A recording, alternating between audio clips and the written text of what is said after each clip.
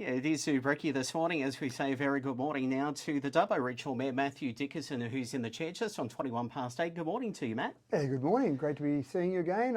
Is it too late to say Happy New Year still? I don't know, is it? We sort of did touch on that during Tech Talk, didn't we? did. But as, an official member of the city, Happy New Year, Mr. Mayor. Yeah, thank you, and same to you and to all your listeners, obviously. Thank you very much. Now, I'm reading in the paper here that it's climate change that has impacted us with the water treatment plant over the weekend.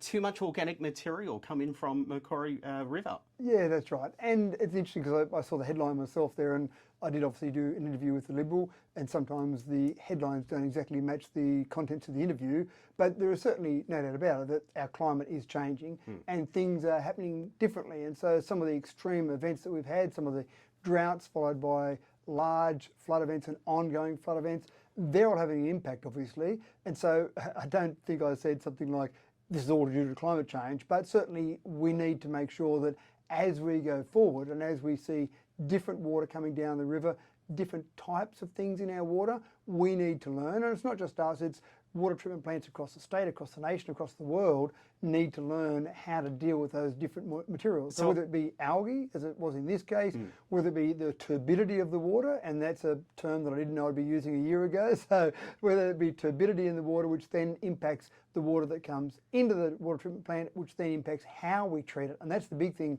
our staff are learning, how to treat this. And I have talked to some of the staff there and said, surely across all of the water treatment plants, across all the state, the nation, we talk to different people, we go to conferences, we have these discussions, but surely someone else has had this same quality water coming into their water treatment plant, and what do they do about it? Now, we use the resources we've got available to us, we use the experts in New South Wales government, and still, with all of that expertise and all of that shared knowledge, this water that we're trying to treat here is somewhat different to water that we've had to treat before. It'd be remiss of me not to sort of, because I guess out there in the community, people are suggesting that you just don't know how to deal with things over at council. That's the whisper that I'm hearing from people. Is it that, or is it the fact that there's a number of things going on that you need to handle right now that you've never had to handle in the past? I think the community's right. We don't know how to deal with it at the moment because it is new ground. We're breaking new ground. It's not like the normal process of good quality water coming down our river, using some shandy of bore water and river water and mixing that and then producing good quality water.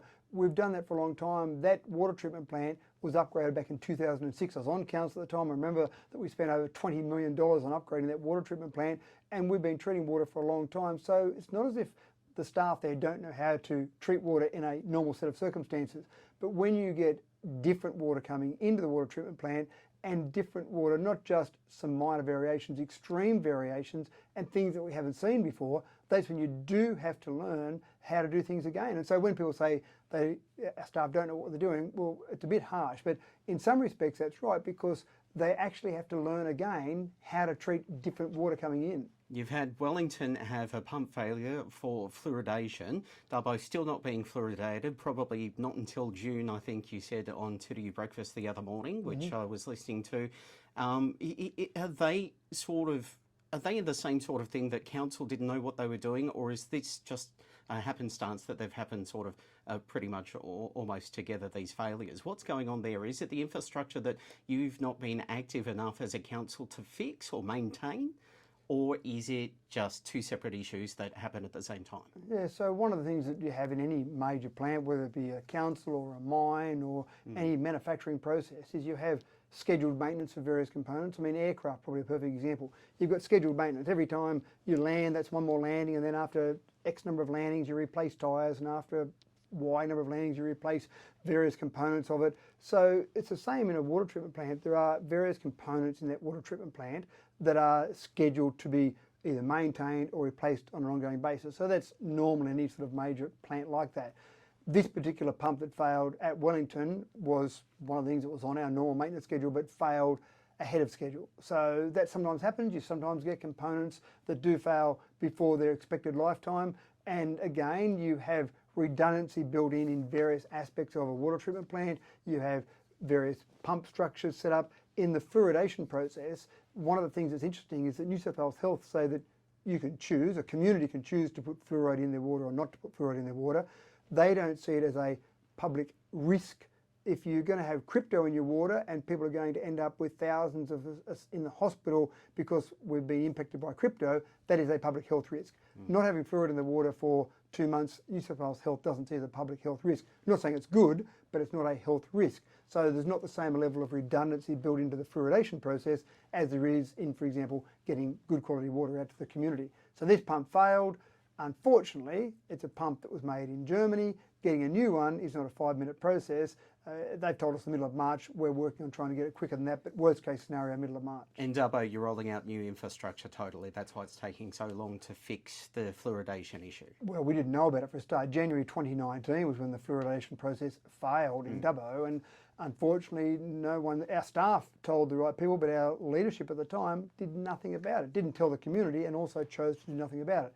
Very disappointing. We found out towards the middle of last year. We engaged Public Works, and rather than just repair the problem there, the advice from Public Works was there are now other ways to treat fluoride or to dose fluoride into the water. So we should look at those, what are the costs of those, and actually re-engineer that whole process to do it better than it was being done before. So that's a different process we're doing in that one, which is why it's taking so long. But I have said before, by 30 June this year, we will see fluoride back in our water in Dubbo. And geosmin-associated odour and taste is a separate issue altogether. That is a natural compound.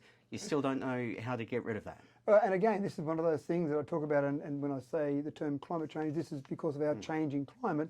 We don't normally have the amount of geosmin, I'm not sure how to pronounce it, but we don't normally have those same levels of that in our water. So it's always in our water, but in very small amounts, trace elements if you like. But in this particular case, the levels are higher than normal because we do have this changing environment. And you don't normally have that, so you don't normally have a process in place to remove that from the water before it gets delivered. There's no safety risk with it, but it does have somewhat of an odour to it. And unfortunately, that doesn't make the water smell that good, but it's not any health risk. So we'll keep working on that particular problem. But again, these are all these changing environmental factors that we have. Okay, so don't read headlines, not always true. That's what you say. Well, headlines do tend to be clickbait sometimes, don't they? Makes me a bit worried about the headlines I put up over here as well at the radio station. Just in closing, busy year ahead for you? Oh, absolutely. There's a whole range of things that will be happening this year. It's a pretty exciting year. One of the things that was interesting last year was that this group of councillors were inducted or sworn in on the 23rd of December 2021. Obviously, you have Christmas then. At the beginning of 2022, you had 9 people that had never been on Dubbo Regional Council before. So there were a lot of induction sessions, training sessions, making sure that councillors understood all the complexities of council and all the rules and regulations that councillors have got to work under. So a fair bit of time was taken at the beginning, getting all that process, getting councillors up to speed. The councillors really dived into that and were really great at absorbing that information and really attacked all of that. So they've got all this information and knowledge now. Start of this year, that's already in the bank. You've got all that knowledge, you've got all that experience now, that 1 year that councillors have been involved. So I think the councillors are really primed to go forward very strongly because of all that background and all that training and the experience they've gained in the first year. Then we've got an exciting year ahead, hopefully minus pandemics, floods, mice plagues, bushfires, maybe with some bushfires coming, and droughts. Hopefully those things behind us for the time being. A really positive year, but there's some really positive things happening around as well. We've got some money that's been coming in from various government sources to do things. We've got some new tourism facilities, the Wiradjuri Cultural Tourism Centre I think is pretty exciting. We've got things like the Renewable Energy Zone, which I think we'll be able to get some extra money out of for our roads, for example. People want to see roads repaired. We've got enough clear air coming forward that we can start to do some road repairs. There are a whole range of exciting things happening, so I'm sure we'll be chatting about lots of exciting things throughout the year. I'm not sure if you could hear my interview with Dougal Saunders, but the New South Wales Government has announced $500 million for Road Repair Fund, which is now open for councils. That's got to be pretty exciting to get some more money for potholes and fixing of roads across the regional road network. Yeah, you're right. And there's $280 million of that that's allocated to regional. Based on the same percentage, and again, this is an estimation, the $50 million that they announced before, we got $955,000 of that. Based on that same percentage calculation of the $280 million, we should get somewhere in the vicinity of $5 million. So that's a reasonable sum of money. Before the 6 months or more of flooding that we had, before the damage that did to our roads, we estimated that our roads backlog, our roads infrastructure backlog was about 40 million.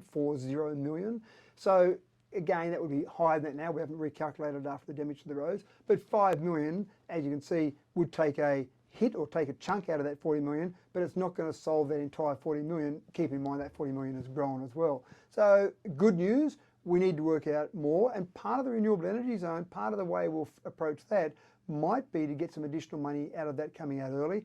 The other one that's a good one is ASM, the mine out at Toongai. Had a meeting last week with some people from South Korea and from some of the CEO and the chairman of ASM, and they've actually got some money to spend on Obley Road because they'll have to do that as they start that mining operation. But to just get things started, even though they haven't started the mining operation yet, they've got some money to spend on Obley Road, so improvements there. So it's not just, we're trying to be innovative. We're trying to work out ways we can get money rather than traditional methods. Certainly we'll lean on the government to get money out of them.